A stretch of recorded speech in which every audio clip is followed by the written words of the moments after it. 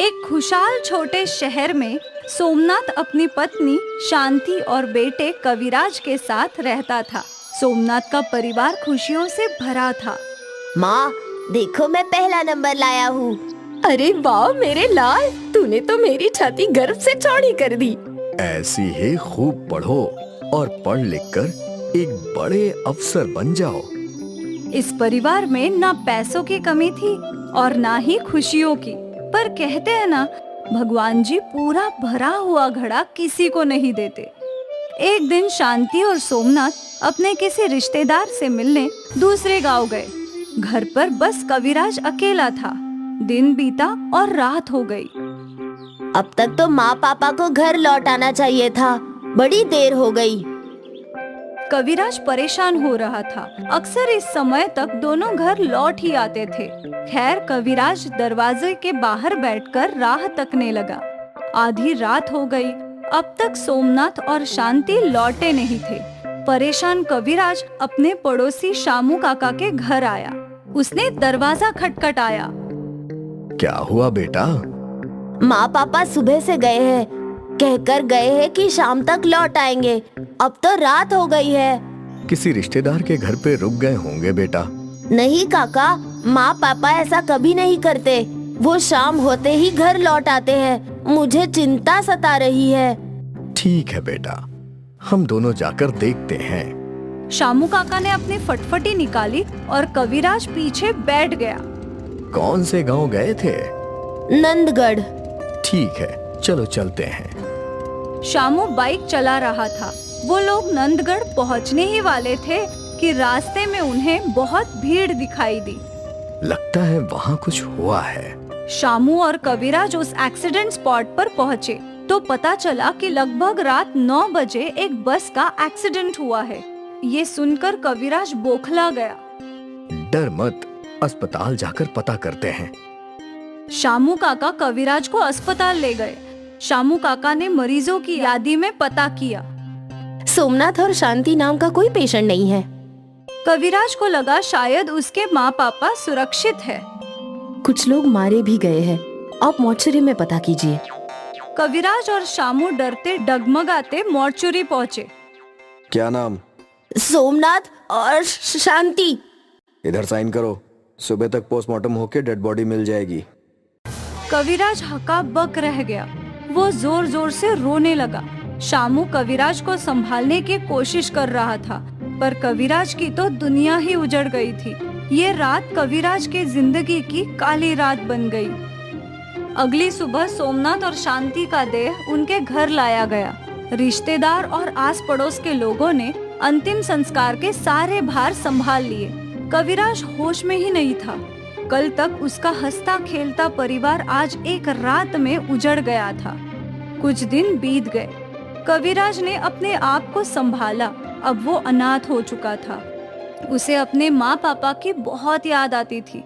उसके किसी रिश्तेदार ने उसकी जिम्मेदारी नहीं ली, इसलिए अब उसे खुद की जिम्मेदारी खुद ही संभालनी पड़ रही थी। कविराज ने एक ढाबे में काम करना शुरू किया। ढाबे का मालिक कविराज को खाना भी देता था और काम के पैसे भी। कविराज की जिंदगी तो कट रही थी, पर वो खुश नहीं था। क्या फायदा ऐसी जिंदगी का? मेरे पास कोई भी नहीं है। कोई मेरे साथ बात नहीं करता, कोई मेरा ख्याल नहीं रखता, कोई मुझे प्यार नहीं करता। जिंदा रहने से अच्छा तो मर जाना ही बेहतर है। मरने का विचार करके कविराज पहाड़ के ऊपर चढ़ गया। वो कूदने ही वाला था कि उसके सामने एक देवी प्रकट हुई। ऐसा मत करो कविराज। क्यों ना करूं? मेरी जिंदगी में बचा ही क्या है? मेरे ख्याल रखने वाले माँ पापा को भी मुझसे छीन लिया। अब तो मुझे खाने के बारे में भी सोचना पड़ता है। कविराज, मैं तुम्हें तुम्हारे माँ पापा तो नहीं लौटा सकती, पर तुम्हें एक वरदान जरूर दे सकती हूँ। सोच समझकर वरदान मांगो। कविराज ने विचार किया। मुझे मेरे रिश्तेदारों और गांव वालों ने इसीलिए धुतकार दिया क्योंकि मेरे पास पैसे नहीं है। मैं ऐसा कुछ मांगता हूँ जिससे मेरे पास पैसे ही पैसे हो और सभी लोग मेरे साथ रहे। देवी, आप मुझे ये वरदान दीजिए कि मैं जिस भी चीज को सोने की बनाना चाहूँ वो बन जाए। तथास्तु। देवी माँ कविराज को वरदान देकर चली गई। अब कविराज खुश था। उसे लगा कि शायद अब उसकी जिंदगी बदल जाएगी, सारे लोग उसे अपनाएंगे। कविराज अपने घर के बाहर पहुंचा। सबसे पहले इस घर को ही सोने का बना देता हूँ। मैं चाहता हूँ कि ये घर सोने का घर बन जाए। और कविराज के ऐसे बोलते ही उसका टूटा फूटा पुराना घर सोने का बन गया। ना सिर्फ घर, अंदर की सारी चीजें भी सोने की बन गई। वाह वाह, अब मेरे पास इतना सोना है, मैं अमीर बन गया हूँ। अब तो सारे गांव वाले मुझसे मिलने आएंगे। और वैसे ही हुआ। कविराज का सोने का घर लोगों की आंखों में चमकने लगा और कुछ ही देर में कई लोग कविराज के पास आए। अरे बेटा, ये सब क्या है? पल भर में तुम्हारा घर सोने में कैसे बदल गया? अरे काका, मुझे वरदान मिला है, जो भी मैं चाहूँ उसे सोने में बदल सकता हूँ। ये सुनकर लोग आपस में खुसर फुसर करने लगे। अगर ऐसा है तो हमें अपना वरदान पूरे शहर की भलाई के लिए इस्तेमाल करना चाहिए।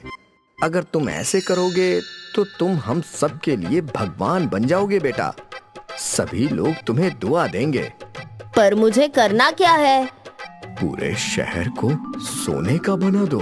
सबकी गरीबी मिट जाएगी और सबकी उन्नति होगी बेटा। ठीक है काका, मैं चाहता हूँ कि मेरा ये पूरा शहर सोने का बन जाए। कविराज ने ऐसा बोला ही था कि धीरे धीरे सारा शहर सुनहरा होने लगा। ये तो कमाल हो गया। धन्यवाद बेटा, बहुत बहुत धन्यवाद। लोग खुशी खुशी अपने घर की ओर बढ़ पड़े। सब लोग बहुत खुश थे। सोने का घर, हम तो अमीर हो गए। हे भगवान, ये तो स्वर्ग है। सब लोग सोना देखकर खुश थे, सिवाय एक बूढ़ी औरत के। वो बूढ़ी औरत उदास होकर कविराज के पास आई। ये तूने क्या कर दिया बेटा? मैंने तो बस सबकी मदद की है। नहीं बेटा, ये देख, पानी भी सोना बन गया है और खाना भी। हम इंसान हैं, बिना पानी और खाने के कैसे जिएंगे? ऐसा तो ये पूरा शहर बर्बाद हो जाएगा। ये तो मैंने सोचा ही नहीं। मुझे लगा कि मैं लोगों की मदद करूंगा तो लोग मुझे प्यार करेंगे, इसीलिए मैंने पूरे शहर को सोने का बना दिया। अब सब कुछ पहले जैसा कर दे बेटा। अम्मा, ये मेरे बस में नहीं है। मुझे वरदान सिर्फ चीजों को सोने में बदलने का मिला था। हे भगवान, अब मैं क्या करूं? सोचा था जीवन में कभी पैसों की कमी नहीं होगी, तो मुझे ढेर सारा प्यार मिलेगा। ये सब मैंने क्या कर दिया? वो बूढ़ी औरत उसी देवी में बदल गई। तुम्हें अपनी गलती का एहसास हो गया कविराज। जीवन में पैसों से ज्यादा प्रेम और आधार की जरूरत होती है। अब मैं अपना ये वरदान तुमसे वापस ले रही हूँ। ये शहर भी पहले की तरह हो जाएगा और मैं तुम्हें आशीर्वाद देती हूँ कि तुम्हें जिंदगी में हमेशा प्रेम और आधार मिलता रहेगा। तुम्हारी जिंदगी हमेशा खुशियों से भरी रहेगी कविराज। कविराज ने देवी को प्रणाम किया और वो गायब हो गई। सब कुछ पहले जैसा हो गया। सभी लोग हैरान थे, सिवाय शामू काका के। बेटा, मेरी कोई संतान नहीं है। तू मेरे बेटी की तरह है। अगर तुझे मंजूर हो तो मैं तुझे गोद लेना चाहता हूँ। कविराज के आंखों में आंसू आ गए। उसे जो प्रेम और दुलार की जरूरत थी वो उसे वापस मिल गया। कविराज को परिवार मिल गया।